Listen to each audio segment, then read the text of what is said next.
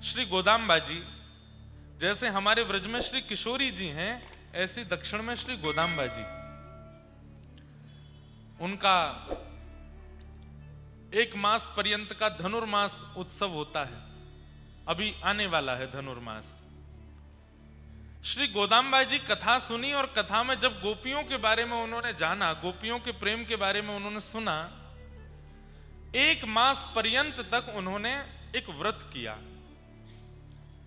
कभी श्री वैष्णव रामानुजी परंपरा के जो वैष्णव यहां बैठे हैं या जो दीक्षा लेना चाहते हैं या ले चुके हैं, आचार्य चरणों से एक बार धनुर्मास की विधि पूछिएगा कि कैसे, किस विधि से व्रत होता है। रोज एक गाथा सुनाई जाती है ठाकुर जी की, उसमें व्रत में नियम होते हैं, उन नियमों से किया जाता है, खूब नृत्य होता है, उत्सव होता है। 1 महीने के उस व्रत का फल क्या मिलता है? गोदाम्बा जी की थोड़ी लीला चर्चा सुनाए आपको। दक्षिण भारत में एक आलवार हुए, उनकी पुत्री थी श्री गोदाम्बा जी। तो श्री गोदाम्बा जी बचपन से ही, उनके पिताजी रंगनाथ भगवान की माला सेवा में नियुक्त रहते थे।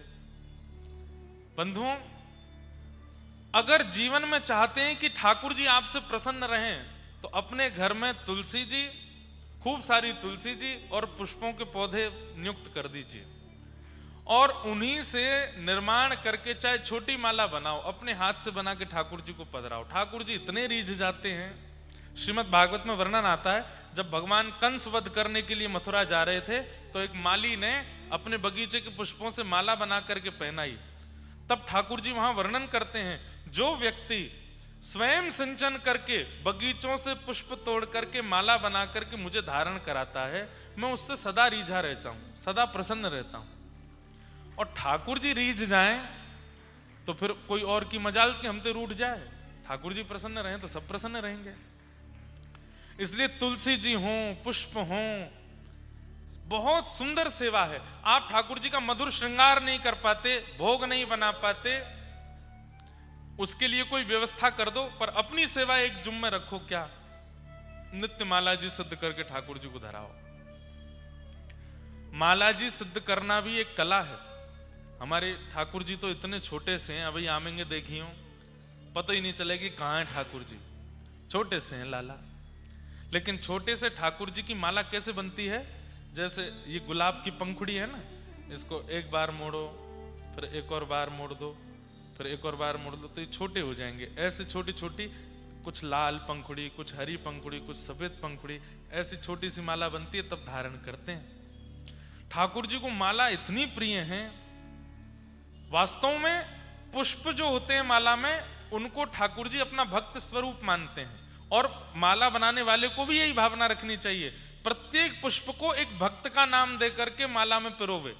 सूरदास जी आ गए, तो मीराबाई आ रही हैं, अभी तो ये कुंभन दास जी आ रहे हैं, ये गोदाम्बा जी आ रही हैं, ये बरबर मुनि स्वामी आ रहे हैं, ये यमुनाचार्य जी आ रहे हैं। ऐसे करके जो भक्तों के नाम आपको याद हैं, भक्तों का नाम धारण करके एक माला बनाओ। भक्त माल बन गई, फिर ठाकुर जी को धारण। इतने प्रसन्न होते हैं ठाकुर जी, चारों तरफ भक्त बैठ गए, मेरे कंठ पे लग गए, और फिर ठाकुर जी उनके संगी अपना मन लगाते हैं।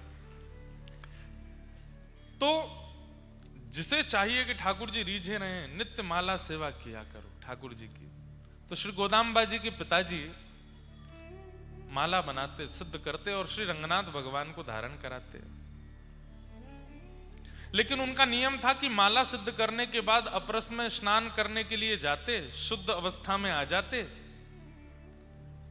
और तब माला जी लेकर के मंदिर जाते। लेकिन इतने ही बीच में छोटी सी गोदा आती और पिताजी के द्वारा सिद्ध की गई माला उसको लेकर के और अपने गले में पहन लेती और पहन के खूब देर आनंद करती। खूब उनको पता था कि रंगनाथ भगवान को जाने वाली है। वो जब रंगनाथ भगवान को देखती थी तो यही भाव होता था कि ये मेरे पतिदेव हैं, ये मेरे प्रियतम हैं। तो माला पहन करके उसको अपनी करके और फिर जैसे पिताजी का आने का समय होता उससे पहले उतार करके वहीं धर देती। पिताजी वो माला जाकर के ठाकुर जी को पहनाते। उतरी हुई माला ठाकुर जी को धराना अपराध है। पर गोदाम्बा जी तो नित्य माला पहनती और उसको अपनी उतरन कर देते, ठाकुर जी को पहनाते। एक दिन पिताजी ने देख लिया कि श्री गोदाम्बा जी वही माला पहन करके घूम रही है जो ठाकुर जी को पधरानी है अभी। उन्होंने आकर के कहा, लाली तुम क्या कर रही हो, ये तो ठाकुर जी को पधरानी है, तुम कैसे पहन सकती हो। छोटी सी गोदा जी के नेत्र सजल हो गए, बोले पिताजी मैं तो रोज पहनती, अब तक ना जाने कितने वर्षों से मेरी ही ठाकुर जी माला पहनी हुई धारण करते हैं रंगनाथ भगवान। पिताजी ने डांटा, बोले ऐसे नहीं करते, अपने उतरन ठाकुर जी को नहीं धराते, बहुत बड़ा अपराध लगता है। दूसरी शुद्ध माला निर्माण की और गोदाम्बा जी के हाथ ना पड़े उससे पहले जाकर के रंगनाथ भगवान को पधरा दी। जैसे ही ठाकुर जी ने गले में धारण कराई, तुरंत माला टूट करके गिर पड़ी। एक और माला बना करके पहनाई, फिर से टूट के गिर पड़ी। गोदा जी खड़ी खड़ी देख रही थी। पिताजी वो ऐसे नहीं पहनेंगे, तो एक बार मुझे पहनाओ पहले, और मेरी उतार के फिर पहनाओ, देखना फिर नहीं टूटेगी। पिताजी बोले मैं ये अपराध कैसे कर सकता हूं, अपने हाथ से ही पहना करके निर्माल्य और उतरी हुई माला पहनाऊं ठाकुर जी को। गोदाम्बा जी ठाकुर जी की ओर देखने लगी, अब तो आप ही कृपा करो, आप ही पिताजी को समझाओ कि आपको और मेरो तो प्रियतमा और प्रियतम को संबंध है। तब श्री रंगनाथ भगवान ने प्रकट होकर के उनके पिताजी को आज्ञा दी, आप संकोच मत कीजिए, माला जी गोदा को धराइए और उनकी उतार के हमको पहनाओ, क्योंकि वो हमें प्रियतम मानती हैं, इसलिए हम भी उनको प्रियतमा मानते हैं। और प्रियतमा की माला धारण करने में कोई अपराध नहीं है। नेत्र सजल हो गए, बोले ठाकुर जी अब प्रियतमा मानते ही हैं तो फिर पूर्ण रूपेण स्वीकार भी कर लीजिए, और उसके लिए जो नियम साधन हो वो करिए। तो फिर 1 मास पर्यंत का धनुर्मास व्रत गोदाम्बा जी को बताया, और श्री गोदाम्बा जी नित्य व्रत करती हैं, और दिव्य प्रबंध का पाठ भी होता है। वहां पर नित्य ठाकुर जी की एक गाथा सुनाई जाती है। 30 गाथाएं हैं, 30 दिन के गाथाओं में 30 दिन का उत्सव चलता है। दक्षिणी भाषा में है, लिपि साउथ की है, पर बड़ी अद्भुत है। उन गाथाओं को गाकर के जो भी कन्या, जो भी पुरुष 30 दिन का व्रत कर लेता है, उसको फलस्वरूप क्या प्राप्त होता है सुनो। 30 दिन बाद जैसे ही गोदाम्बा जी का व्रत पूर्ण हुआ, पिताजी के स्वप्न में ठाकुर जी आए और कहा, अब आपकी पुत्री को हम स्वीकार करेंगे, इनका स्वयंवर करो। बोले स्वयंवर क्या करना है, जब आप स्वीकार कर ही चुके हो, जब आप मान ही चुके हो कि आप इनको स्वीकार करोगे पत्नी रूप में, तो आप आ जाइए स्वयंवर में, तो बहुत सारे वर आते हैं। तो बोले आपकी जो गृहिणी है, आपकी जो लाली गोदाम्बा है, इन्होंने इतना सुंदर दिव्य व्रत किया है कि मेरे जितने भी रूप हैं दक्षिण में, चाहे वो वेंकटेश तिरुपति बालाजी हैं, चाहे वो रंगनाथ हैं, चाहे वो वरदराज हैं, चाहे वो संपत कुमार हैं, सबके चित्त में इच्छा हो रही है, बोले गोदाम्बा जी से तो हम ब्याह करेंगे। मतलब एक ही ठाकुर जी हैं, एक ही ठाकुर जी के अलग अलग रूप हैं, जैसे राधा रमण जी, राधा वल्लभ जी, बिहारी जी, मदन मोहन जी, गोपीनाथ जी आदि आदि, सब ठाकुर जी के एक ही ठाकुर जी हैं, पर सबके रूप अलग अलग हैं। ऐसे ही दक्षिण में भी नारायण एक ही हैं, पर उनके रूप अलग अलग हैं, मंदिर अलग अलग हैं। सब लोग इधर देखो, ध्यान से सुनो। ठाकुर जी बोले सबकी इच्छा हो गई है इनका व्रत देख करके कि इनसे ब्याह तो हम करेंगे। मतलब सोचो, अब हम लोग उत्तर भारतीय, इसलिए हमको वृंदावन के मंदिरों से समझाना पड़ेगा कि किसी भक्त की भक्ति पर राधारमण जी भी रीझ गए, बिहारी जी भी रीझ गए, राधा वल्लभ जी भी रीझ गए, मदन मोहन जी भी रीझ गए, गोविंद देव जी और गोपी, सब में होड़ लगी है, बोले यहाँ पे कृपा तो हम करेंगे। ऐसे ही दक्षिण में हो गया। तो इसलिए ठाकुर जी ने कहा आप तो स्वयंवर करो, और स्वयंवर का नियम जो पहले मंडप में आ जाएगा उसका विवाह गोदाम्बा जी से होगा। बंधुओं, इसे कहते हैं रास। ठाकुर जी में होड़ लग रही है भक्त के पास जावे की, तुम पीछे हटो मैं पहले जाऊंगा। तो श्री गोदाम्बा जी के पिताजी ने पत्री बनवाई, शादी की जैसे पत्रक होती है, और प्रत्येक दिव्य देश में जाकर के ठाकुर जी को निमंत्रण देकर के आए कि हमारी लाली को ब्याह है, आप भी दुल्हा बन के आओ, क्या पता जयमाल हो जाए। तिरुपति गए, रंगनाथ गए, श्री वरदराज गए, श्री संपत कुमार गए, उत्तर में बद्री विशाल गए, जगन्नाथपुरी गए, द्वारिकापुरी गए, सब जगह पत्रक बांट करके आए पिताजी सारे मंदिरों में। वो हमारी लाली का स्वयंवर हो रहा है, सारे हरि, सारे ठाकुर जी आ जाओ, जो पहले पहुंचे को वहां से ब्याह। पत्रक पहुंच गया। अब यहां श्रीरंगम में विराजमान श्री रंगनाथ भगवान वो बड़ी चिंता में बैठे हैं। तभी गरुण जी आदि सब आकर के बोले, जय जय, बड़े चिंता में हो, कहा बात है? बोले हमको ये लग रही है कि ये गोदाम्बा जी तो हमसे प्रेम करती हैं, पर ये हमारे ही स्वरूप हैं साबरे, और सब में होड़ लगी है। वहां जगन्नाथ जी तैयारी करे बैठे, बोले मैं पहले पहुंचूंगा। बद्रीनाथ जी कह रहे हैं मैं तो ऊंची पहाड़ी थी, सीधी छलांग मारूंगा, दक्षिण ही पहुंचूंगा। तिरुपति जी कह रहे हैं कि मैं पहले पहुंचूंगा, पद्मावती जी नीचे भेज देंगे। हम कैसे पहले पहुंचे? गरुण जी बोले आप हमको आज्ञा, बोले तुमको क्या आज्ञा, अगर तुम भी तो सब जगह हो, अब तुम अकेले यहां विराजमान हो तो तुमसे कुछ कहें, तुम द्वारिका में भी हो, तुम बद्रीनाथ में भी हो, तुम जगन्नाथ में भी हो, सब जगह तो हो। सब ने तुमको आज्ञा कर दी, सबको लेकर के तुम एक ही समय पर पहुंचोगे, क्योंकि गरुण जी की गति तो एक जैसी है। गरुण जी बोले नहीं भगवान आप आज्ञा करो, अगर तुम हमारी बात मानो, बाकियों की मत मानना, बाकी तुम्हारी प्रतीक्षा में बैठे रहे, थोड़ा विलंब कर देना, हमको पहले पहुंचा दो। तो श्री गरुण जी बोले हमको क्या मिलेगा फिर? बोले आपको यह मिलेगा कि आप गरुण जी बाहर बैठे रहते मंदिर में, हम आपको गर्भगृह में बुला लेंगे और नित्य अपनी दिन रात की सेवा में अपने समीप बिठा लेंगे, फिर आप हमारे अंतःपुर की लीला भी दर्शन कर चुकोगे। इतने वर्षों से आप बाहर बैठे हो, गरुण जी का स्तंभ बाहर ही होता है, लेकिन ठाकुर जी ने उनको वचन दे दिया कि हम आपको भीतर विराजमान कर लेंगे, अपने गर्भगृह में अपने पास बिठा लेंगे, ताकि तुम हमारी प्रत्येक कैंकर्य का दर्शन कर सको। गरुण जी बोले तो ठीक है फिर। अच्छा, गरुण जी ने भी सबसे पूछा आप हमें क्या दोगे? जगन्नाथ जी ने कही महाप्रसाद दे देंगे, जो विशेष देगा उसको पहले पहुंचा दूंगा। सब ने अपने अपने कुछ, किसी ने कहा हम आपको वस्त्र दे देंगे, किसी ने कहा हम आपको सुदर्शन जी दे देंगे, किसी ने कहा आपको ये दे देंगे, लेकिन रंगनाथ भगवान ने सबसे सुंदर उपहार दिया। बोले क्या? हम आपको अपने गर्भगृह में अपने पास ही बैठा लेंगे, ताकि आप हमारा 24 घंटा दर्शन किया करो। ये भाव गरुण जी को भा गया। बोले कि ठीक है।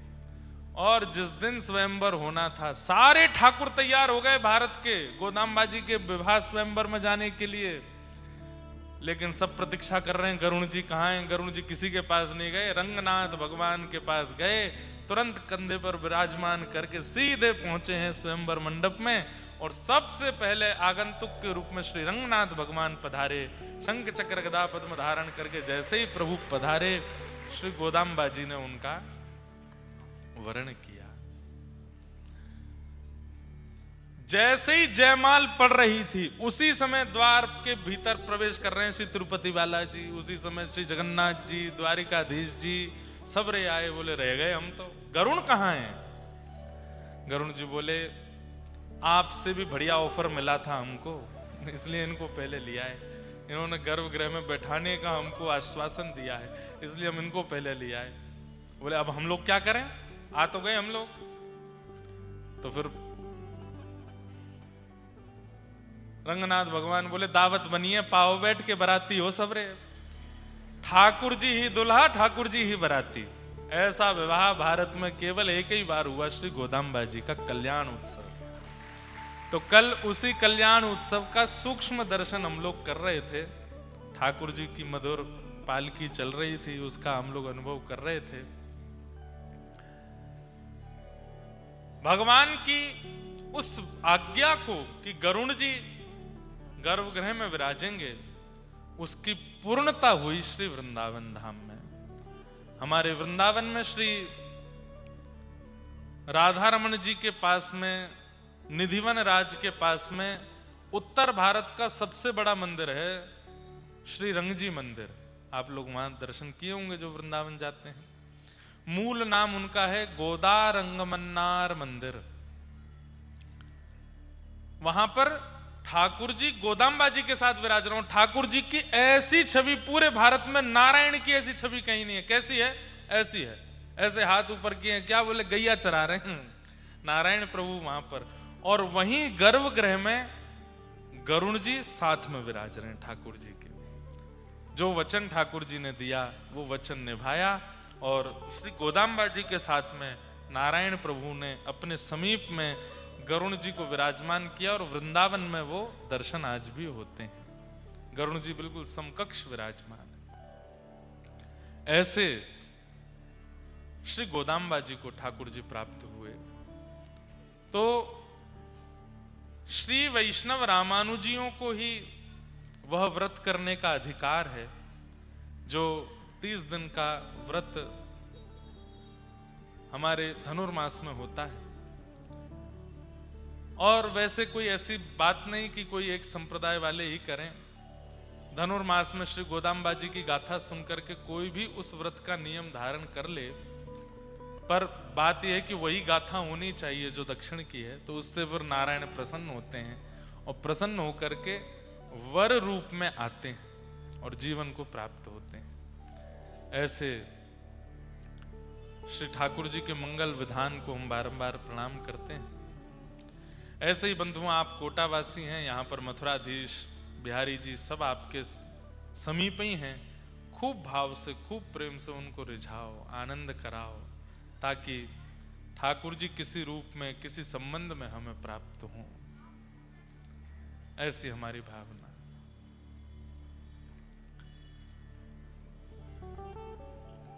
कल हम लोग रास बिहार का श्रवण कर रहे थे। ठाकुर जी ने वृंदावन में रास किया, महारास किया, और महारास में देवादिदेव महादेव शंकर भगवान पधारे। लेकिन गोपियों ने उनको भीतर प्रवेश करने नहीं दिया। बोले भीतर केवल एक ही पुरुष आ सकते हैं, नंद नंदन, और किसी पुरुष का प्रवेश नहीं है। तब महादेव ने पार्वती जी से प्रार्थना की, और पार्वती जी ने, अन्नपूर्णा मैया ने अपना श्रृंगार प्रदान किया, और श्रृंगार धारण करते ही महादेव बन गए श्री गोपेश्वर। बोलो गोपेश्वर महादेव की। बंधुओं, महादेव वृंदावन रस के सबसे बड़े प्रणेता यदि कोई हैं और सबसे बड़े प्रदाता यदि कोई हैं तो वो महादेव हैं। इसलिए हमारी राधा कृपा कटाक्ष महादेव गाते हैं, ठाकुर जी का यश महादेव गाते हैं, रास की पूर्णता महादेव करते हैं। कई लोग कहते मिलते हैं कि महाराज जी कथा सुनने के बाद हम पहले महादेव के उपासक थे लेकिन अब कृष्ण उपासक हो गए। हम कितनी बार कथा में कह चुके कि महादेव जब बहुत प्रसन्न होते हैं अपने किसी भक्त से तो उसको कृष्ण भक्ति प्रदान करते हैं। और यह भी हम कह दें तो इसमें कोई अतिशयोक्ति नहीं कि बिना महादेव के भी कृष्ण भक्ति प्राप्त हो सकती है, बिना महादेव के भी ठाकुर जी जीवन में आ सकते हैं, परंतु महादेव के द्वारा आएंगे तो निश्चित है कि फिर कभी जाएंगे नहीं, ठाकुर जी सदा के लिए रहेंगे साथ में। इसलिए शिवद्रोही ममदास कहावा, सो नर सपने हूं मोह न पावा। कहीं कहीं वैष्णवों में और शैवों में मतभेद है, परंतु बंधुओं हम लोगों को यह विचार नहीं करना हो, विशेष रूप से वृंदावन से संपर्क रखने वाले हमारे तो प्रधान इष्ट के रूप में, हमारे तो पुरोहित के रूप में, भक्तों के पुरोहित कौन है? जैसे विवाह कराने वाले कुल पुरोहित होते हैं, ऐसे भक्तों के पुरोहित हैं हमारे शंकर जी। वो उनको नहीं भजन करेंगे, उनको नहीं ध्याएंगे, उनको नहीं बताएंगे तो फिर वो हमारा ब्याह कैसे कराएंगे ठाकुर जी से? वो तो हमारे पुरोहित हैं। इसलिए महादेव की उपासना कम से कम वृंदावन से संपर्क रखने वालों को तो महादेव को वंदन करना चाहिए, और महादेव पर जल चढ़ाओ, दूध चढ़ाओ, प्रार्थना एक करो, श्री राधा रमन लाल जी हमको और प्रिय हो जाएं, प्यारे गिरधर लाल जी हमसे और प्रेम करने लग जाएं, वृंदावन के प्रति हमारी और इच्छा बढ़ जाए। हे महादेव करो, कुछ दें चाहे ना दें, पर ये वरदान सबसे पहले ठाकुर जी दे देंगे, महादेव दे देंगे। अरे हमारे इष्ट की प्रार्थना कर रहे हो, लो ठाकुर जी के प्रति प्रेम तुम्हारा बढ़े। जिसके प्रेम में कटौती आ रही हो ठाकुर जी के प्रति, जाओ महादेव की उपासना करो, महादेव से कहो कि ठाकुर जी से हमारा प्रेम घट रहा है, नाम में रुचि घट रही है, कथा में आलस आ रहा है, वृंदावन जाने में विक्षेप आ रहे हैं, हे महादेव कृपा करो। महादेव कृपा करेंगे। हमारे साथ तो कितनी घटनाएं होती, जहां कहीं भी कथा करने जाते, आसपास में कोई दिव्य महादेव का स्थान होता है तो प्रणाम करने जाते हैं। काशी विश्वनाथ बनारस में एक बार कथा हो रही थी, रोज जाते थे विश्वनाथ प्रभु को दर्शन करने, और गोपी गीत सुनाते थे महादेव को। क्यों? वो भी तो गोपेश्वर, गोपियों के ईश्वर हैं, मतलब रास की गोपियों में प्रधान गोपी हैं महादेव, उनको गोपी गीत सुनाते। अंतिम दिन दर्शन करने के लिए गए, इतनी भीड़, दर्शन नहीं हो पाए, कभी कहीं यहां से जाओ, कभी कहीं वहां से जाओ, कभी कहीं उधर से जाओ, नहीं हो पाए। आगे कहीं प्रस्थान करना था, समय हो रहा था जाने का, शिखर को देख करके हमने कही, बाबा रास में आए थे आप, गोपियों ने रोक दिया था आपको।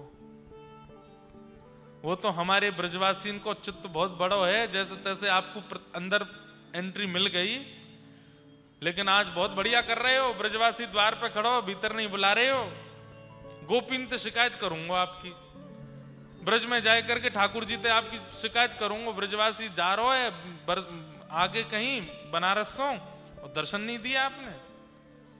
आप विश्वास नहीं मानेंगे, कोई मनगढ़ंत बात नहीं कह रहे, बस इतना कह करके हमने प्रणाम किया, मैंने यहीं से राम राम है हमारी, ना आ रहे भीतर, इतना कह के पीछे मुड़े तो सप्तऋषि आरती होती है काशी विश्वनाथ में, आरती करने वाले पुजारी जी सामने से आ रहे थे, जैसे हम, अरे व्यास जी आप यहाँ के दर्शन हो गए? मैंने कि आज बाबा ने दर्शन ही ना दिए, पर हमें करने ना है, हम तो जा रहे हैं, हमारी रेल है, हम आगे कहीं कथा के लिए जा रहे हैं। अरे नहीं नहीं आओ आओ, अरे मैंने कि समय लगेगा, अरे झट ते कराऊं दर्शन। ले गए, सीधे हाथ पकड़ करके काशी विश्वनाथ भगवान के सामने ही बिठाई दियो, बैठ जाओ और सुनिए, ये लो दूध चढ़ाओ, दही चढ़ाओ, शहद चढ़ाओ। मैंने कि अब इतनी आराधना करवा रहे हैं, जरूर क्यों लग रही होगी कहीं मेरी शिकायत नहीं कर दे, जाके गोपिन तो कहीं कह नहीं दे। ये सब अनुभव होते हैं। महादेव व्रज की प्राप्ति कराते हैं। प्रिया जी के और श्री ठाकुर जी निश्चित महादेव को वंदन करना चाहिए। ऐसे महादेव गोपी बन करके आए और वृंदावन के रास बिहार में एकमात्र कृष्ण पुरुष हैं, और दूसरे पुरुष रूप में श्री महादेव आए, लेकिन श्रृंगार पूरा गोपी का किया, इसलिए उनको गोपेश्वर।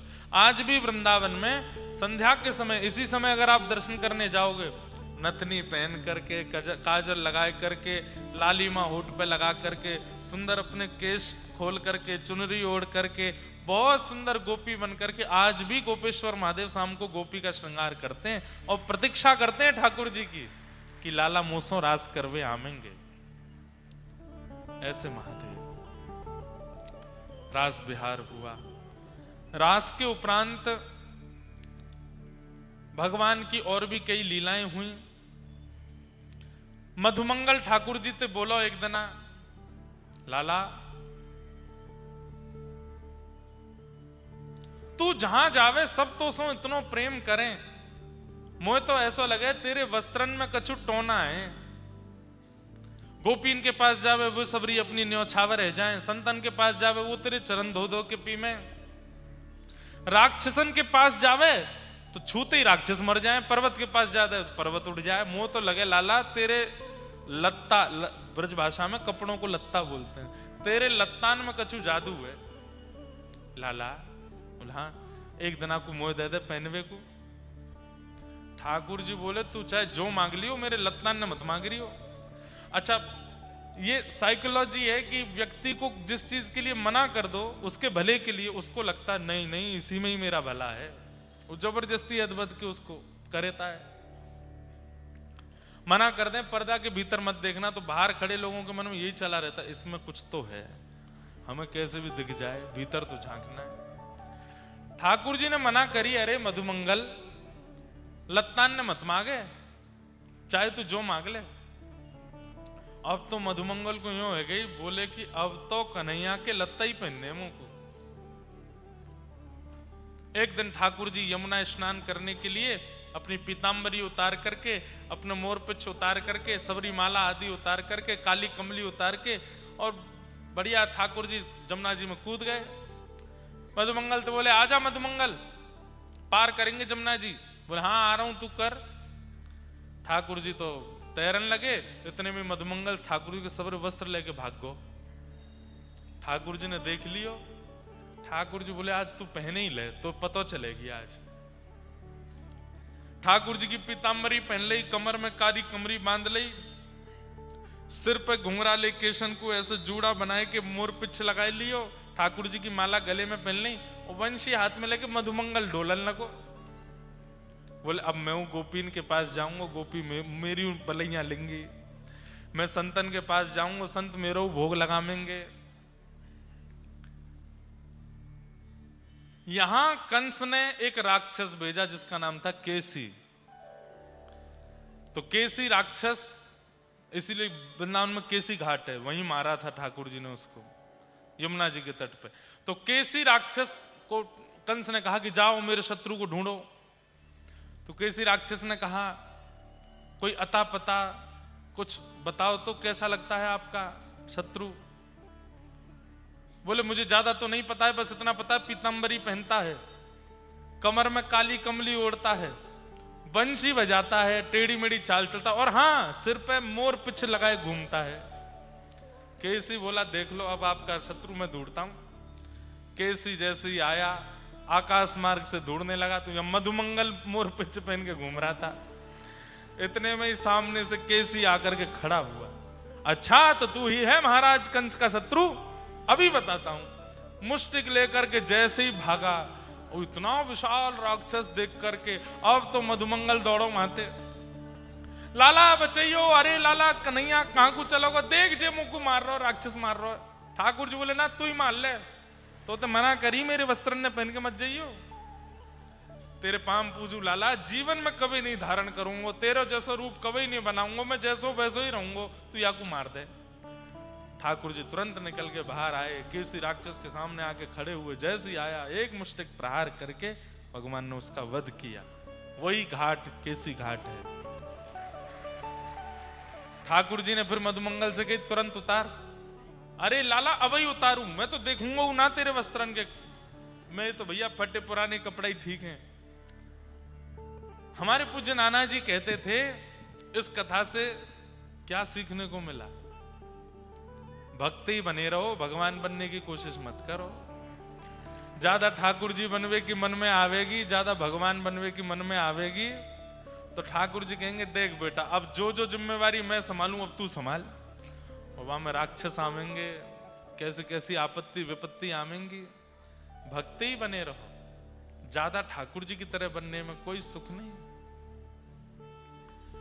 कुछ राक्षसों का भगवान ने और वध किया। तत्पश्चात यहां मथुरा में कंस ने एक धनुर्यज्ञ किया और उस धनुर्यज्ञ में भगवान श्री कृष्ण को यज्ञ देखने के लिए, मेला देखने के लिए आमंत्रण भेजा। आमंत्रण लेकर के श्री अक्रूर जी महाराज वृंदावन पधारे और आमंत्रण में विशेष रूप से कह दिया, सब लोग इधर देखो ध्यान से सुनो, कि कृष्ण बलराम को उपहार देने के लिए महाराज कंस बुला रहे हैं। अक्रूर जी महाराज लेने के लिए आए। प्रसंग तो बहुत करुण है और बहुत विरह का भी है, हम ज्यादा उसके प्रकाश में नहीं जाएंगे।